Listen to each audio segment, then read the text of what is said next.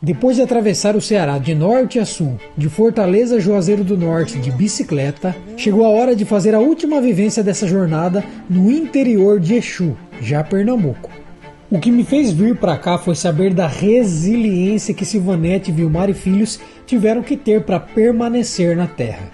Já fazem 15 anos que eles estão aqui e muita coisa mudou. Quando chegaram, a terra estava bem degradada, não tinha energia elétrica e, para desafiá-los ainda mais, não havia água disponível. Nada de rio, poço, cisterna. Apenas água da chuva para se manter e cuidar das plantas.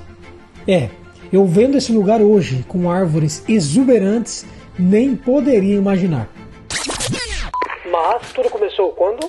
Tirei uma folguinha do sítio, tô segurando a saudade das pincas de bananas infinitas para realizar um sonho e desafio. Eu e a Banguela rodando os interiores do Nordeste para conhecer gente que tá, assim como nós, atrás de mais sentido e conexão com a vida. E muito mais.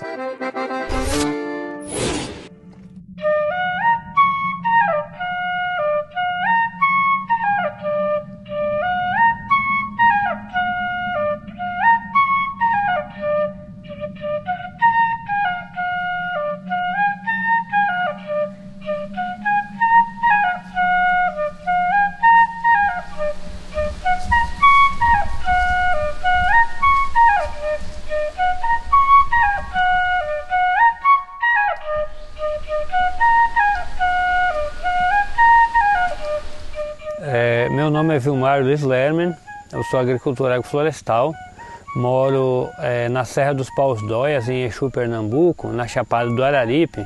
Exu é a terra do rei do Baião, Luiz Gonzaga, né? E moramos aqui na divisa com o Ceará, numa região mais de altitude, e atualmente estou presidente então, da Agrodóia, que é a nossa associação, e também estou na coordenação do Conselho de Desenvolvimento Rural do município do Exu, e também, para variar, entre tantas outras coisas, também sou estudante, né? Faço uma especialização no Instituto Federal do Crato em Gestão e Manejo de Recursos Ambientais e também mestrado em Extensão Rural na Univasf, em Juazeiro, Bahia. A gente decidiu vir para cá, na verdade, consequência de uma série de coisas que foram acontecendo na vida da gente.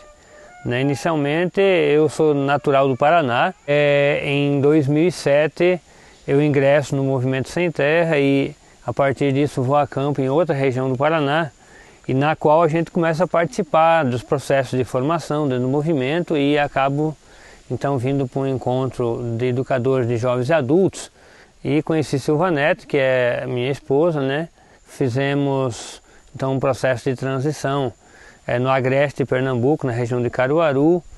Militamos um período curto no Paraná, voltamos para Pernambuco outra vez e percebemos de que a gente tinha uma vocação muito grande para voltar para a terra, que é o que sempre na verdade a gente fez. Eu particularmente sempre vivi no campo, e lá, tanto no Movimento Sem Terra quanto no Centro Sabiá, que trabalhava com agrofloresta, sempre era com camponeses, era vivendo o dia a dia dos camponeses, embora morou esse curto espaço de tempo na cidade. E aí resolvemos vir para uma região onde a gente ficaria mais perto ou da minha família, que seria o Paraná, ou aqui em Pernambuco com a família dela, que é aqui dessa comunidade, dessa região onde a gente mora hoje. Então essa foi a decisão. E tomamos vários parâmetros naquele período, O acesso às políticas públicas, seja do governo federal, do governo do estado, os movimentos que estavam tendo como a asa para a questão da água, questão das sementes, questão do acesso à terra, à energia. Então, assim, aqui tinha uma série de demandas, a expansão das universidades, dos institutos federais, da pesquisa de modo geral, e percebemos que a Chapada tinha um potencial, ficava perto da família e tinha uma série de fatores que contribuíam com esse processo. Então, nesse sentido, a gente resolveu vir para cá, por isso, compramos essa área na divisa com a propriedade do meu sogro. Primeiro, acho que eu preciso iniciar sempre dizendo que o retorno do campo é um retorno nosso, um desejo nosso enquanto família. Mas antes de família já era um desejo meu, enquanto pessoa, Eu sempre tive a vontade de retornar para o campo. Então retornar para o campo para mim era fundamental.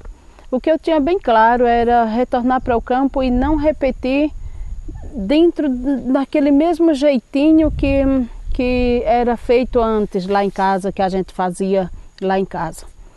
E não é que era errado, mas no fundo, dentro de mim, senti uma saudade do roçado antigo, né? E o roçado, como foi, quando eu já saí de casa, o roçado que já estava sendo feito já era um roçado bem limitado, né? Então, na minha mente, aquele roçado diverso era o que eu gostaria de voltar e fazer. Mas no fundo era mais do que isso, que eu não tinha isso tão claro, o que era mais do que isso. Então eu queria também floresta. E como fazer isso tudo? Quando eu conheço o Vilmar vem com esse mesmo princípio também, né? Essa mesma vontade, o desejo do retorno para o campo, mas fazer algo a mais. Já fizemos várias colheitas de frutas muito variadas. Engadimetro, gostei demais. Tem uma árvore aqui do engadimetro, vou mostrar. Outra coisa que eu já tinha conhecido pelo caminho e aqui pude me deliciar, que é esse aqui. Tem um monte de nome, mas eu acho que esse é o cajá. Cajá embu, ou embu cajá é o maior. Esse é o cajá. Muito saboroso. Essa é uma seçãozinha, uma parte da agrofloresta. Uma mandioquinha. E hoje mesmo nós manejamos... Não, esse lado foi ontem. Manejamos o capim, ó. Esse é o capim chamado de Mombás. Nós cortamos ele e jogamos aqui. Então ele já serve, né, de matéria orgânica, de adubo para, no caso aqui, milho. Mas do outro lado também, para palma, para as árvores que vem vindo, para as nativas. Aqui dá para ver bem. Uma linha de capim aqui. Essa aqui tá na borda, né, mas tem essas linhas também dentro. Aqui, ali, lá. Depois que corta, fica bem legal, uma cama bem boa, bem recheada. E esse capim ele brota com muita facilidade, então é ótimo. Ó, esse é o engadimetro, conhecido também como árvore de cobra. Mentira, mas para quem não conhece, ver de longe, meio numa penumbra, pode até confundir, né? Quando ela tá um pouco mais macia, aí já tá no ponto, a gente corta, abre e chupa ali a semente. Ela tem uma polpa branca que envolve a semente e é muito gostoso. Como a área era antes, quando nós chegamos aqui, essa mangueira mesmo, onde a gente está sentado hoje na sombra, ela era uma mudinha, talvez da minha altura, talvez um pouquinho mais, de como eu estou sentado agora. É uma área, é um solo profundo, um solo muito antigo, tem alguns milhões de anos, um dos solos mais velhos do Brasil é aqui. Então essa era uma área altamente degradada, se usava muito ferro e fogo, né, que era brocar, capinar, ciscar tudo, juntar e queimar. Embora a área aberta, ela chegava a aproximadamente 2 hectares ou quase isso. Dos 10,3 hectares que a área tem, somente essa quantidade de área ela era aberta. Mas toda a área, de um modo geral, ela tinha tido algumas intervenções ao longo de uso e ocupação desse solo. E uma região que tem muita formiga, tem muito cupim, por ser terra ácida, então são os decompositores que fazem um serviço ecológico de cavar túneis, fazer a aeração do solo. Então nós fizemos um trabalho ao longo do tempo para ir recuperando essa área, com sistemas agroflorestais sucessionais biodiversos, utilizando os insumos locais o máximo possível e aprendendo a fazer o manejo das espécies do cambuí, da murta, do araçá, das diferentes espécies que são nativas, marmeleiro, pau-dóia, que inclusive dá o nome à comunidade, né, da Serra dos Paus-dóia. A gente começou a fazer, foi isso. Tivemos várias dificuldades, quase levantamos o acampamento daqui porque a gente passou por um perrengue muito grande, porque não tinha energia, não tinha acesso à água, aqui não existe água, só água que Deus manda, né? Não temos poços, cacimbões, é só água ou da cisterna ou dos barreiros que tem dificuldade de armazenar água. E então você precisa planejar o seu ano para que você possa então aproveitar bem o período do inverno, da chuva, que é entre dezembro e maio, dezembro e junho, dezembro e abril, depende muito do ano. E geralmente de julho a novembro, às vezes de julho a dezembro, às vezes de junho, já depende do ano, você tem um período de uma longa estiagem, com poucas pancadas de chuvas esporádicas e um período muito seco. E quando você não tem água, então você tem que economizar, fazer um bom uso disso. E como o Ernest diz, água se planta. Então aqui a gente está nesses 15 anos plantando água.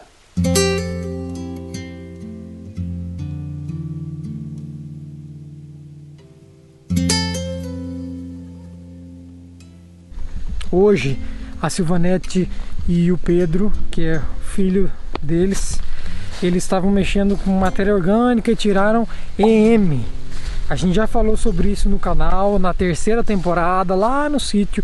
Vou deixar o cartão desse vídeo em que o Lu fala desses micro-organismos eficientes. Aqui o EM foi pego de uma mata que tem aqui bem próximo na beira da estrada. E foi pego ali aquela serrapilheira. Serrapilheira é a camada, como se fosse isso aqui, de matéria orgânica, galhos, folhas da mata mesmo, naturalzão aqui, dos galhos e folhas que foram caindo com o tempo. Basicamente a ideia de trabalhar com micro-organismos eficientes é ir para uma mata, para um sistema mais equilibrado, pegar esses micro-organismos que estão no solo, ali na serrapilheira, nas folhas, e trazer para a sua área, importando assim mais vida para o sistema. Porque agora você consegue visualizar nitidamente. Isso não significa que ele não estava aqui, ele já estava, né? Então ele está em vários locais, ó. Vários locaizinhos, só que às vezes você não enxerga. Aqui consegue ver maior. Quando você pegar, por exemplo, uma mata lá, para dar um exemplo, ela vai estar igual aqui também, ó. Se pegar aqui, ó, também vai estar colonizado já, ó. Sim. Entendeu? Não está tão visível quanto tá aí. Entende? Sim. Aí assim, quando você traz, é importante você fazer uma boa cobertura deles. Por exemplo, essa cobertura você vai botar ali. Aí depois fazer uma cobertura por cima dele. De floresta verde, de galho. Por quê? Ele tá aqui, ó. Se você vir olhar, você vai perceber que aqui também tem. Ele tá em diferentes níveis, mas tem, ó. Sim. Ó, percebe? Ali, ó. Tá vendo? Mas ele só existe num lugar sombreado. Coberto. Né? Que está coberto, que tem e aparece assim visivelmente quando tem umidade.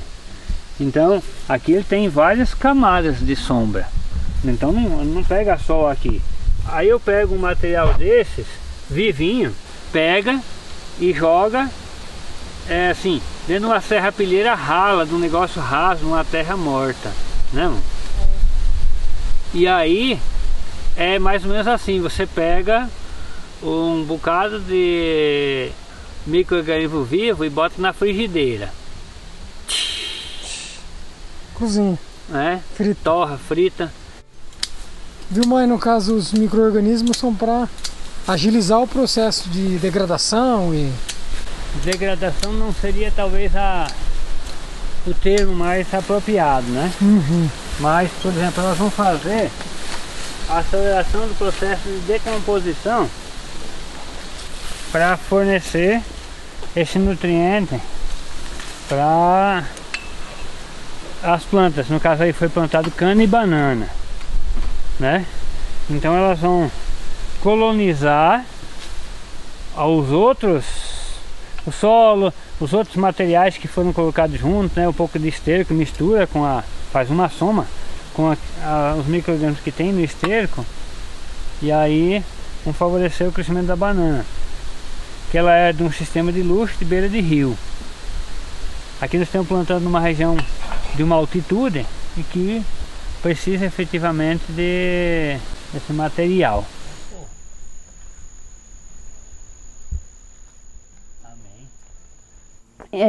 Em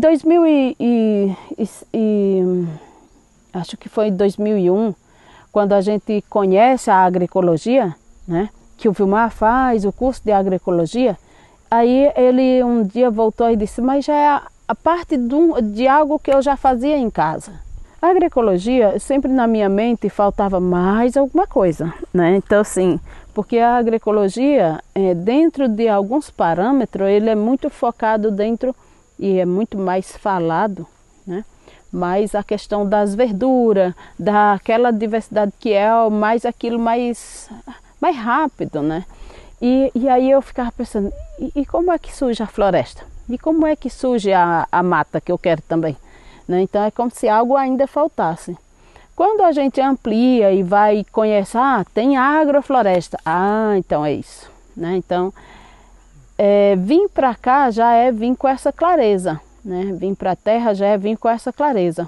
Que a gente vem para fazer toda essa muvuca de conhecimento, fazer prática, né?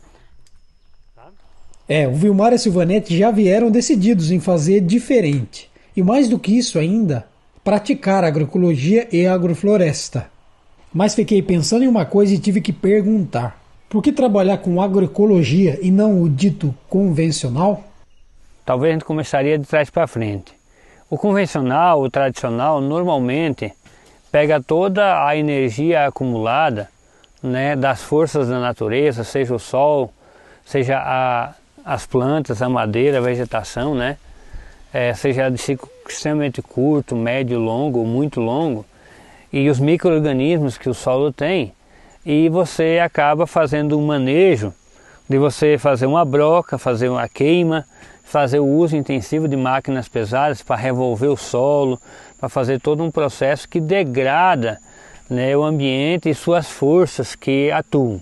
Como nós somos ambiente também, nós participamos desse processo, nós somos ambiente, porque nós somos que dependemos das plantas, do ar, né, dos alimentos que essas plantas geram, de parte do oxigênio, né, das frutas, o aquecimento para nossas casas, a energia, né, na madeira.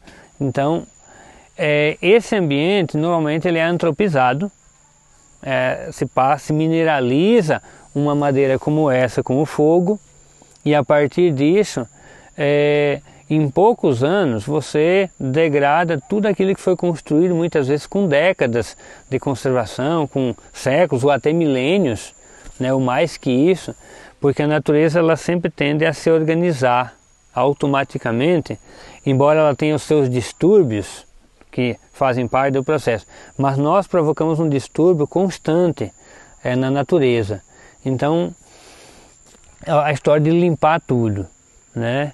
Como que a gente faz para fazer com que isso não aconteça? Aí entra a agroecologia, entra a agricultura sintrópica, a agrofloresta, com o uso de toda essa energia para aumentar a vida, como o Ernest coloca. Porque quando eu associo plantas de diferentes ciclos, no tempo e no espaço, e que elas utilizam os princípios de uma alta diversidade, de uma alta densidade, de uma sucessão ecológica, que usa a estratificação, que usa o porte das plantas, desde dos tubérculos que estão dentro do solo, as plantas rasteiras, baixas, médias, altas e emergentes, que são os estratos, e que têm ciclos que vão se sucedendo no tempo, e que respeita as relações de gênero, de geração, que prevê uma sucessão rural, as relações comerciais, por exemplo, desses produtos nas feiras agroecológicas, no beneficiamento para uma agregação de valor que faz com que você faça de uma forma que você não adicione agentes químicos, aditivos que possam causar outros males à saúde e ao ambiente.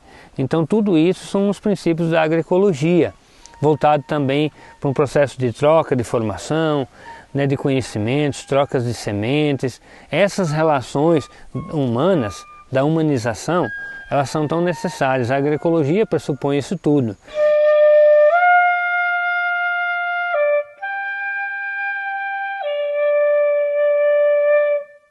O Vilmar acabou de falar da diversidade como um dos princípios de um trabalho agroecológico. E durante esses dias pude ver isso materializado mesmo. Aqui nós temos jatobá, amendoim de árvore, jaca, laranja, ingá, feijão, que o povo chama também, assim, aquele ingá miúdo. E o ingá aqui não sei se é de metro, se é de 1000 metros, se é pequeno. Mais a palma, aí embaixo, né? Todo o capim, tudo aí, ó.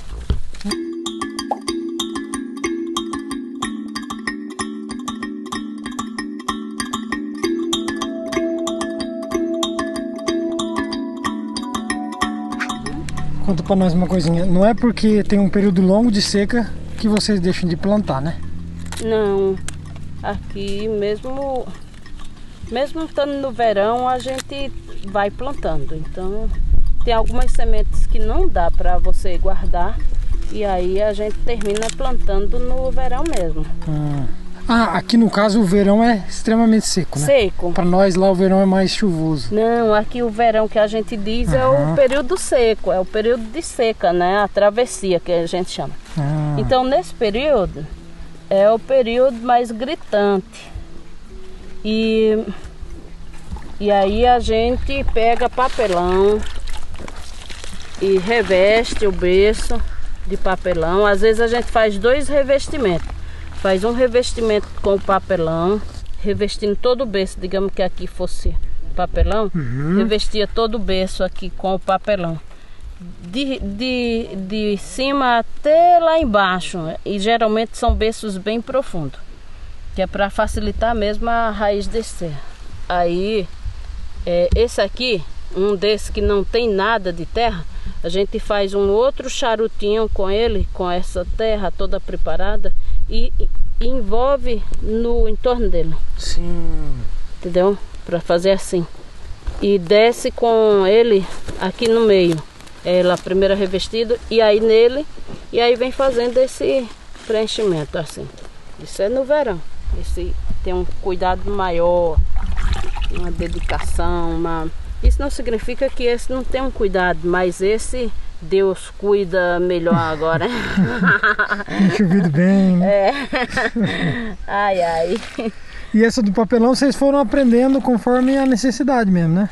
Então, o papelão é uma técnica que várias pessoas utilizam, né? Então, assim, o Ernest utiliza, tem até um vídeo dele utilizando o papelão no entorno da muda, né?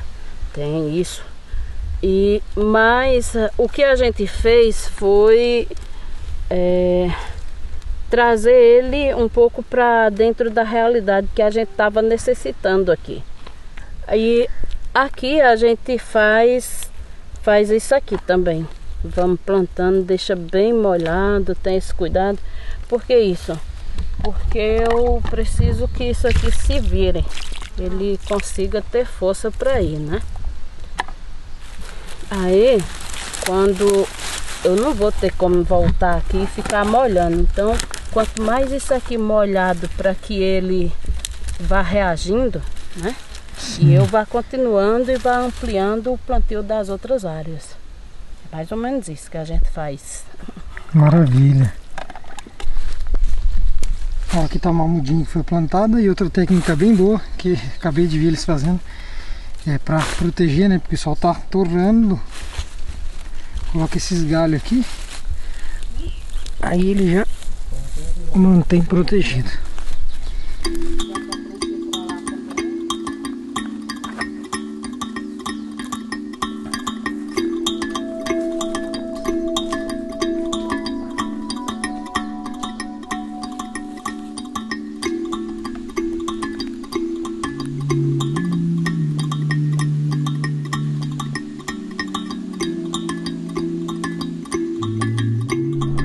Essa aqui já é uma área em que a implantação da agrofloresta é mais recente e é bem legal de ver porque o sistema ainda está mais simples, né? As coisas ainda não cresceram tanto, por isso a visão é um pouco mais ampla, aberta, e eu acho que facilita também o entendimento, visualizar. E dá pra gente ver também que é um sistema que está começando porque ó, o solo está ainda exposto, ainda mais comparado às áreas que estão mais trabalhadas lá para frente que eu mostrei anteriormente. E é uma área grande, um quadrante assim grande, enorme, exige também muito trabalho. A agrofloresta tem isso, né? Tem essa necessidade de um manejo, de estar sempre ali, podando aqui, podando lá, ajeitando aqui, colocando coisa nova, plantando.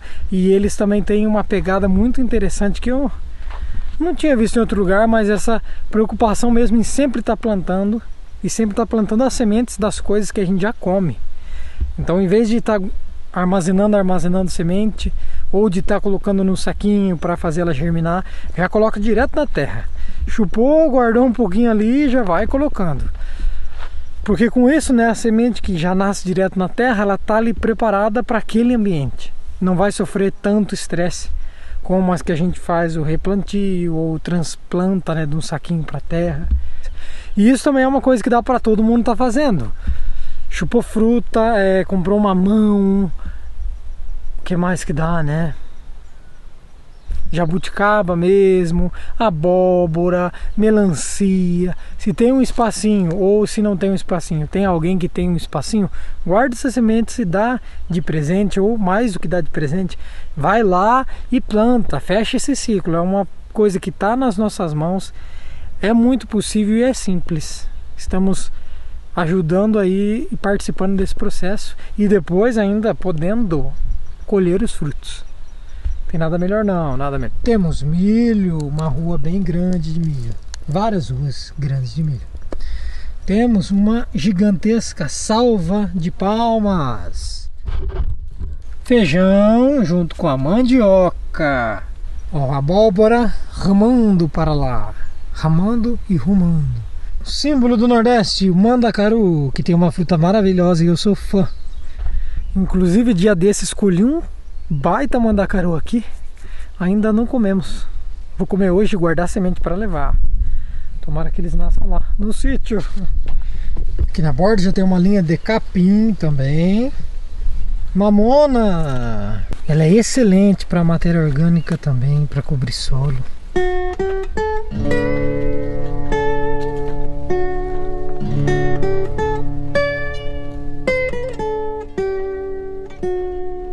Em uma das conversas com a Silvanete, ela falou da importância que tem o beneficiamento dos alimentos. E no caso deles, foi muito importante para garantir a permanência da família no campo. E para que o beneficiamento acontecesse e ainda seguir acontecendo, a comunidade se mobilizou, se organizou e criou a Associação Agrodóia. Foi bem interessante conhecer um pouco desse lado e até visitar a agroindústria da Agrodóia. Chegar aqui, a gente já chega com um planejamento que está no campo precisava beneficiar. Não dava só para produzir, nós tínhamos que beneficiar também, né? Então, esse já é o cuidado de dizer assim, eu preciso ir além do produzir, né? Aqui eu preciso ir muito mais além, esse diversificar. E o beneficiar era principalmente na preocupação da produção de comida, né? Então, quanto mais eu tiver algo mais diverso, ali eu transformo, eu pego uma fruta, eu já transformo em uma vitamina, eu transformo em um suco, já é algo a mais para que o menino queira ficar ainda mais, porque ele vai perceber que lá não tinha isso tão fácil, mas eu preciso transformar isso, né? Então vai se fazendo. Uma outra coisa que a gente trabalhava bastante era olhar o entorno e os potenciais.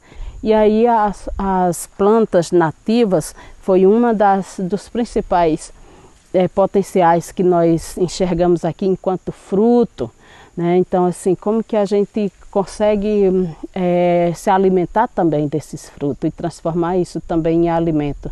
Mas não transformar ele em alimento in natura, mas também transformar em algo que vai dar uma durabilidade melhor, porque ele tem seu tempo e vai passar esse tempo. Então, chegar aqui, se juntar à associação foi fundamental para a soma desses saberes. Não sei se você já viu, mas esse aqui é um pé de graviola. Essa é a graviola. Olha que coisa louca. E o pessoal aqui disse que ela é uma fruta bem legal para fazer alguma coisa, processamento, fazer polpa. porque ela tem um alto rendimento, mais de 90%. Ou seja, semente, casca é bem pouquinho, 8, 6%. O resto é polpa, muita polpa. Linda, né? Já tinha visto uma dessa? Conta aí pra nós. E o pessoal aqui também trabalha com abelhas. Essas são as abelhinhas nativas. A gente também tem um vídeo no canal falando delas, vou deixar o link aqui na descrição. E essas abelhinhas nativas, elas são sem ferrão, não machucam seres humanos, são uma belezinha e tem uma função, um trabalho fundamental no sistema.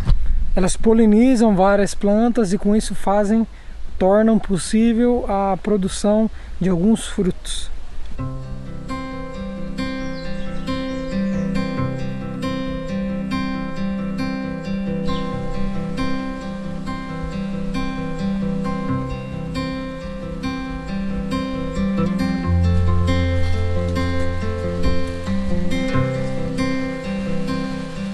O que isso agregou, o que a agroecologia agregou em mim, com certeza fez uma mudança fundamental. Atualmente, eu tenho dificuldade de fazer qualquer outro tipo de ação diferente dessa, porque você acaba incorporando isso de uma maneira que isso faz parte de um cotidiano, isso é tão normal. É como o Ernesto Che Guevara dizia que quando o cotidiano, o extraordinário se tornar cotidiano é a revolução. Então, como é que, quando o Ernest também fala do prazer interno, eu entendo que isso passa a ser algo do dia a dia. Hoje a gente tem tantas outras lutas ainda que exigem da gente muitos outros esforços que talvez em alguma medida impeçam da gente viver plenamente tudo aquilo que o ambiente, essas condições já proporcionam. Porque você tem muitos desafios externos, políticas públicas em relação à comercialização, o desafio das organizações, de você acessar uma série de atividades, de políticas, mas também permitir que outros consigam fazer. Então essa é uma luta que ela é necessária. E talvez isso ainda não permita com que a gente possa viver isso plenamente ainda. No sentido máximo da palavra de clímax, dessa vivência. Mas ela é necessária ser feita atualmente porque senão a gente também não alcança essa outra. Eu imagino que o avanço desse processo vai permitir que a gente consiga vivê-la plenamente no cotidiano, fazendo com que desde que você acorda até quando você vai dormir, você consiga estar vivenciando ela, estar praticando, estar se beneficiando, estar se alimentando, estar sentindo, porque esse mecanismo da agrofloresta, da agricultura sintrópica, ele não é só um sentido econômico, não é só um sentido ambiental, não é só um sentido alimentar. Eles são um conjunto de todas essas relações, do bem-estar, do sentimento, do amor, do prazer, tudo isso faz parte desse processo. E isso muitas vezes ele não é assim tão fácil de você expressar ele em palavras, ele é muito mais no sentir, é no você vivenciar. Então vivenciar isso é o nosso maior desejo para que todas as pessoas pudessem efetivamente estar sentindo isso, estar vivenciando, estar aprendendo. E nós temos muita gente no Brasil e no mundo fazendo esse trabalho, contribuindo com esse processo, em todas as regiões. Então é importante que a gente possa estar identificando, estar valorizando e construir a partir da realidade de cada um, esses processos, e que a gente consiga construir uma sociedade mais justa, mais fraterna, e que possamos todos efetivamente vivermos em paz e felizes.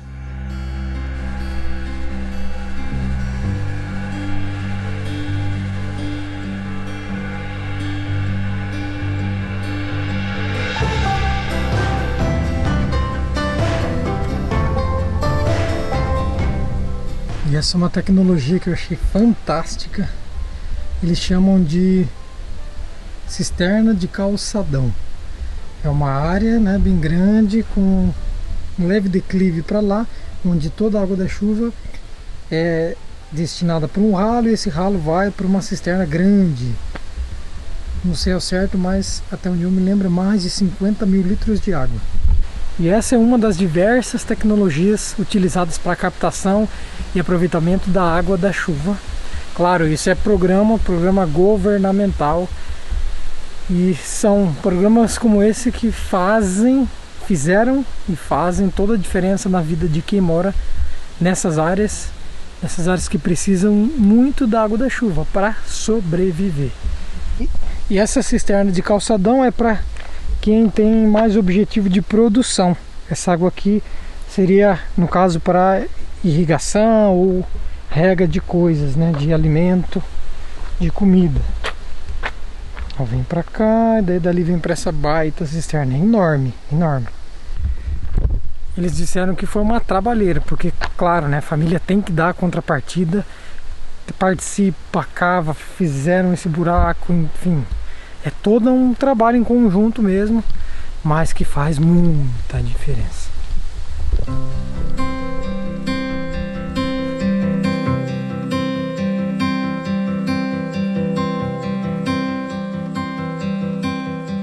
O que a agroecologia transforma em mim? Quando eu consigo fazer uma reflexão dessa, eu consigo perceber que é através da agroecologia que ela vem e fortalece esses saberes ancestrais, esses saberes natos, saberes que eu chamo de saberes científicos dos povos. É a agroecologia que nos provoca a fazer isso. Por que nos provoca? Porque ela parte de um princípio de prática dos povos. Ela parte de um princípio que eu chamo do cordão umbilical principal, que é ali onde está enraizado todos os saberes e essa diversidade que é os povos, os territórios, as riquezas. E é ela quem nos convoca e nos provoca a dizer: precisamos refazer o caminho. Porque a forma como estamos indo, nós estamos ficando muito distante daquilo que é a prática de existência enquanto povo. Porque se você não refizer esse caminho de dizer é momento de olharmos para dentro de nós o que temos para podermos nós também transcender e perpassar, nós não vamos muito longe. Então a agroecologia é essa transformação, sabe? Essa transformação de reconhecimento, de gratificação dos que já passaram, dos que construíram. Então eu sinto muito isso. Ela é um grande potencial de transformação.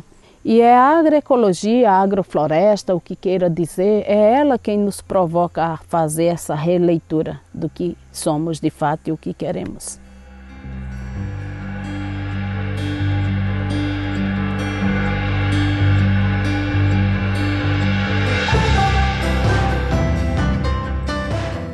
Vendo toda essa partilha, fico ainda mais convicto que o agro do futuro está despertando. Esse novo agro é agroecologia, porque sem pensar na ecologia junto com o cultivo, não haverá futuro possível para a gente viver. Precisamos de um agro que valorize o pequeno agricultor, um agro que regenera o solo e não empobrece.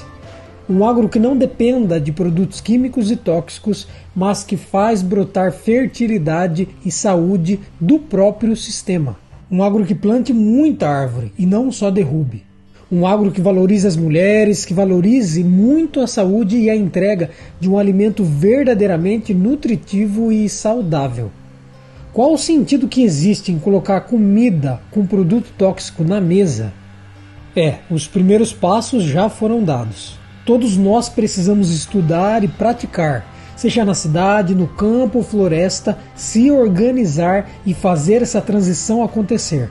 E bora enfrentar os inúmeros desafios e limitações para que a agroecologia ocupe o espaço que precisa.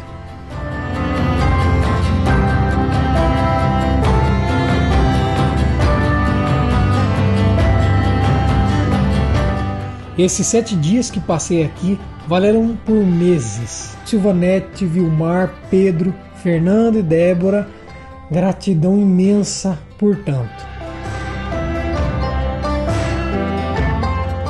E um dos grandes objetivos dessa viagem é fazer troca de sementes. Pegar algumas, dar outras, e aqui não foi diferente. Eles são realmente guardiões de sementes, muita coisa. Peguei várias. Se você chegou até aqui e gostou desse vídeo, tem um último pedido a te fazer. Não esqueça de deixar o seu joinha, essa é uma interação fundamental pra gente. E, se puder, deixa um comentário aqui também. Lembrando que o nosso canal é mantido através de uma campanha de um financiamento coletivo na Apoia-se. Se você quiser participar, colaborar, dá para já ajudar com R$5 ou mais. Quando comecei essa jornada de bicicleta, meu plano era chegar até aqui e ponto. Mas, reenergizado do jeito que tô, terei que seguir mais um pouco.